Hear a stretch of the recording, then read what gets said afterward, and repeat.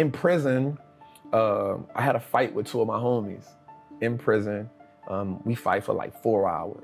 Jesus. Back to back. I'm just fighting one after another one. Like we just fighting. And I go to solitary confinement.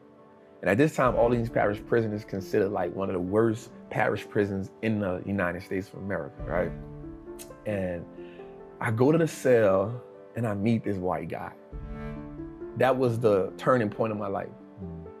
I get in the cell with him and I'm frustrated, like I'm kind of bust up. And he sees me and I guess he's in awe of the idea of so many black people are in this position. He says something to me, he says, man, y'all playing the wrong game. And so in my mind, like I'm fresh, I'm like, man, what the fuck are you talking about? Like, bro, like don't make me whoop your ass in here right now. Like, he's like, no. He's like, listen, bro, I don't mean no harm, no disrespect. But y'all, like, why? So I guess he's like perplexed by this whole dynamic of all of these black men in here. And I'm like, man, what are you talking about, man? Like, this ain't no game, like, it's real. And so he says something, he said, that's the problem. Y'all don't even know it's a game. And so when he told me that, I'm like it's something about when you mad and you in the moment, but like something, when it makes sense, it hits you like a ton of bricks. So I'm like, what? He was like, man, listen, man, there's a game that's being played and you're playing a game that you can't win. For a minute, I just started thinking about the people who I knew that was in the streets. Everybody lost, everybody suffered the same fate. There was nobody in the street that I knew at 16 that won. Everybody I knew had either been to prison, been shot, got killed, their father, like everybody suffered the same fate. So my rebuttal to him is this: well, if it's such of a game and you know the rules, why are you in here with me? It's a good question. Right? He says, I'm in here, $2.8 million embezzlement. I paid $800,000 restitution. I kept $2 million. Have you ever seen $2 million? I'm like, man, get the fuck out of here. You fucking lying. So one thing about prison and in jail, you can show your paperwork. Like, you can lie all you want, but your paperwork tells me. So I said, let me see your paperwork then. So in New Orleans, I had a red band. So a red band means attempt murder, armed robbery, kidnapping, carjacking, violent offense. He has on a red and white band at the time. The red and white band means you're in federal custody. And it's crazy because in prison or in jail, like, if you get a federal band, it's like a hierarchy. It's like, you know something that we don't know, you next level, right? So he showed me his paperwork, and it's right there in black and white. And immediately he got my attention. Because the red and white band makes me respect you a different level at 16, but then when I see it in your paperwork, I had never seen $2.8 million written down nowhere. Right, so that changes my idea, like, damn. So tell me, how do I do what you do? So how do I do that? And he was like, nah, it's not even about that. So he tells me the first three things was, he said, listen, man, wealthy people do three things, man. They stop trading time for money. They make their money work for them. And they give as much value to people as they can. I want to stop you there for a second. I know where you're going with this. We're going to go there. But one thing I love about your fucking story, dude, you don't say, one thing that white people do is, one thing that wealthy people. Getting people to see that, to me, that's the game, is recognizing that this isn't, it doesn't break along racial lines the way people think it does. And my time working in the inner city showed me this is not about that. But this is about class, for sure, and getting people to understand that they can move between classes. That's the fucking game. Sorry, I just had to say that's so important to me. Shift. There is a shift, but there's the exposure part. So like just coming up in the streets, you only see the game from the lowest level. And you look at everybody else in part admiration and part like jealousy. Because you see it and you're like, damn, I'll never get there. Right? And so the only way that I think I can get that is through sports or hustling. That's it. That's the only, or rapping. Those are the only three options that you have. And so, you make a decision on which way you want to go, right? And so you look at it from like, damn. And so me, I'm at the time like, man, I can't rap. Damn sure I can't play sports. So hustling is what I got. You limit yourself, and nobody comes along and teaches you anything different. So give them those three things again that wealthy people do. So he said, wealthy people stop trading time for money. they start making their money work for them, and they give value to as much value to people as they can. The caveat, I mean, you know, we got a little deeper into that. He said, the reason why you give people so much value is because if you give them so much value, they'll never leave you, and they'll always be there for you, and you will never need for anything as long as you give value to people. And so I learned that as I got older. That part really didn't make sense to me at the time, but the money working for you part, and I was like, how do you make your money work for you? Again, all I know is how to go get money. That's all I know. So later on in that, he says wealthy people do 3 things. So we in a cell for about 45 days. So all of his conversations, now that you said, it never was black or white. Every conversation with him about money and transition was always wealthy people do. It wasn't white people do, it wasn't black people, it was always wealthy people do this. Wealthy people do this. And I was like, damn, and now that you said that, this now makes sense to me again. So he says, wealthy people, first they get into stocks, then they start a business, and then they get real estate. So when people ask me, how did I get into stocks, it's because I followed that rule. I'm like, first, if you would say real estate, business, I would have been the real estate trap. But he said stocks first, and I was like, damn. And so my rest of my time in prison, I wanted to be that. I wanted to be a part of that wealthy conversation. So in prison, it's easy to get, you know, I took my time, I researched the Warren Buffetts and the Peter Lynch's, and I'm not gonna lie, in the beginning, that shit was like Chinese to me. Right? This is a foreign language. And so what happened to me was it started reminding me of being in the streets. Everything about it. And I heard this term one time that said, the real gangsters are on Wall Street. The real gangsters are in the government. And I was like, damn. And so once I started getting into the stock market. I want to fuck with that idea for a second. I'm thinking through this in real time, so forgive me if I'm super clumsy. Good. But this is one of the things about you that I think is so interesting. When I hear, so I'm good at making money. I'm not good at investing money. So when I hear you talk about stocks, you make it sound fucking edgy and cool and makes me want to like learn about it and get into it. And there is this idea of making something cool that I think people try to wash it away. But when you think about the phrase, the real gangsters are in Wall Street, hopefully it helps people break through some idea of like, oh, well, they were born into that and that's why they have it. That isn't true. They were taught something, which they happen to be taught because they were born into it. But once you latch onto they were born into it, you think, then it's not for me. Once you realize, no, it doesn't matter how or why they got taught. They got taught. And that's what allows them to move like a gangster. To give that word a, you know, there is definitely some negativity and there are people in the financial system that really are like fucking gangsters and they're fucking sinister. But if people can let go of that idea, not everybody with money is sinister and getting money doesn't make you sinister. And that's why one thing that I think is important, and I know we talked about before we started rolling, you're a little bit conflicted, how much do I show my growing wealth? And I think that I normally hate when people flex, and I won't say that I never flex, but I never go out of my way to flex. But it's important for people to see that you, by living the way that you live, you don't just get to talk cool, you actually live in a different way, which is really fucking interesting. Anyway, so the real gangsters are on Wall Street. Yes. I love that. And what happens is, and just let me say this right quick, the reason why people think wealthy people or people with money are sinister is because that's what you kind of taught in the hood. Like you kind of taught like the people who really have money, like they did some wicked shit to get it. They did some backstabbing, cutthroat shit to get it, and you'll never get that, right? And so that same mentality now happens on a lower level, right? The hustling, the dope dealing. So now you think like, yo, I gotta just do sinister shit to get money. And then the people who are successful in the drug game, they're looking at the people at the top like, damn, I wanna be that. But the people at the bottom will never get a taste of that.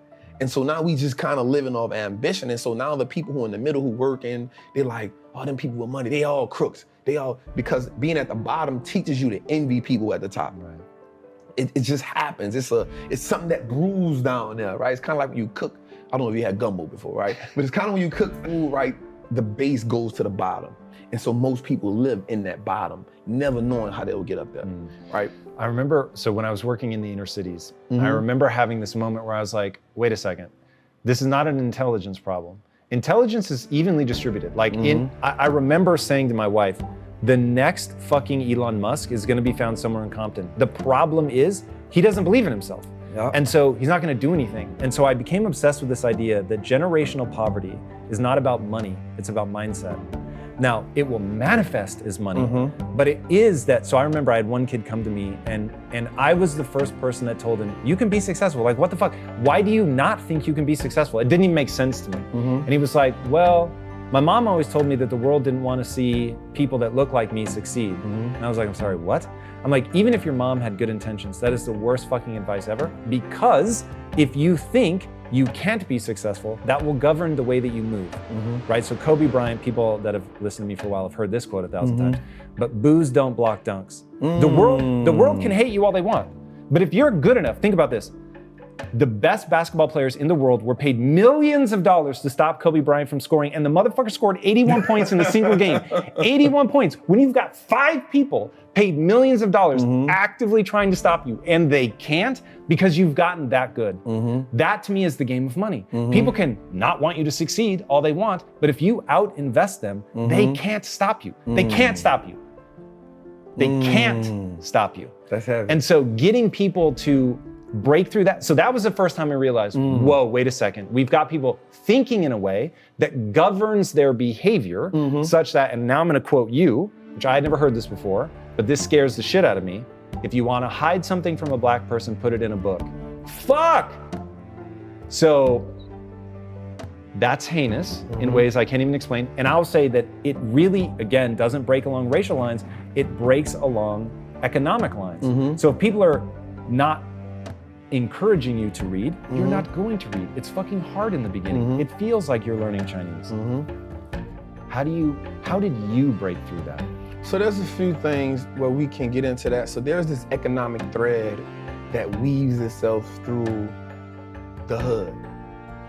And one of the things we do gotta understand is that there has been intentionality when it comes to preventing Black culture from thriving economically. So we look at like Black Wall Street, we look at Durham, North Carolina, we look at Rosewood. Every time an affluent Black neighborhood gets in that level where like, yo, we about to do it, and they set the tone for the rest of them, that get bombed, it get pillaged, that happens.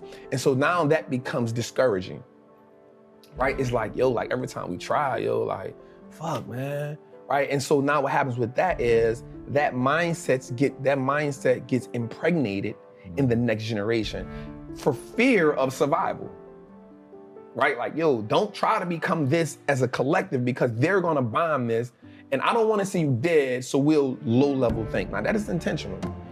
What happens is now, no one now believes that it's possible. Once you keep passing that down, you start accepting the lower level. And then there's a few of us, or a few people who say, nah, I'm an outlier, yo, like, I'm about to go for it. And then whatever happens, I'm with that shit. You feel me? So for me, again, one of the greatest things that happened to me was my mother telling me like, the world is wrong and you gotta get this shit how you live. But I also saw my grandmother be a legal entrepreneur. So I saw it from both worlds. The greatest thing that ever happened to me was going to prison, because I was able to sit down and mature in that environment. Whereas had I been in the world, I'm not saying I wouldn't still be this, but the path would have been completely different. Did you do all 10 years? I did 8 years and 9 months. God damn. 85% of it. And so had I still been on the street, I would have now been struggling with survival. One of the things that happens often in the culture of Black people is survival mode. You never get a chance to play offense. You're always on defense. One, because of mindset, because you don't see it. Again, the dope dealer and the rapper, everybody who's working is struggling. And so you never want to be that. You never want to be that. You're like, damn, like, why is everybody struggling? I need to do something different. So while I'm in prison, I pick up a habit of reading. That was the game changer for me. On the streets, I never had the opportunity to just sit down and read because I'm always trying to survive. In prison, there was no longer a survivor mode there. when we look at it from, when we break everything down, we break everything down and we look at it from a skeleton. I have a roof over my head. I have a bed. It's not the most comfortable bed. I have a bed. I get 3 meals a day. Whether I like it or not, I have the essentials. I started hustling in prison. So I was working in the laundry. And so your clothes don't really get clean. So I found a hustle like, yo, I'll wash your clothes when we do it, but it's $5 or $25 a month. So that gave me a whole another set of money. And then I started being like a numbers dude. How Vegas have the numbers, the betting. I became a numbers guy. So I used to use self-taught. That's it, self-taught. I used to get the USA Today. I used to look at this guy, Danny Sheridan. He used to put out the line. And then I would take his numbers and put those numbers on my ticket. And my ticket was called Braveheart. So now I did college football, NFL football, and laundry. I had a whole thing going. Now check this out. There's 5 units in prison. I had people in each unit selling tickets for me, as in distributors. So the streets was the same in there, right? And so in each unit, there's 6, 8 domes. So one person was responsible, he had runners and everybody worked for me. And so that's how I survived. But I had time now to just sit down and read. And I would read one. My first book ever reading was Sister Soldier, Coldest Winter Ever. Changed, I was like, damn, this is dope. So I went through the reading the hood classics and then I jumped into like, let me understand. Is Sister Soldier like the hip hop artist? Yeah, she had a book, The Coldest Winter Ever. Shit. Phenomenal book. I read it and I was like, damn, like this shit is dope. So I went through a phase where I was reading like the hood books and then I was like, man, I lived this shit already. No matter how many times you tell a hood story, it's still the same. I've lived this shit for real. I don't keep need to read this. And so I used to get up in the mornings and watch CNBC. So mind you, people in prison, they love to watch The Young and the Restless. And so I would have to get up before them to watch like Squawk Box, Jim Cramer. And I'd just be like, damn, these motherfuckers making all this money and they not risking their life. Something gotta change for me. Like something gotta change. And so I just started listening to them every day and I started comparing it to the streets. A good business is just like a good hustler. A good business has great product. They have great clientele.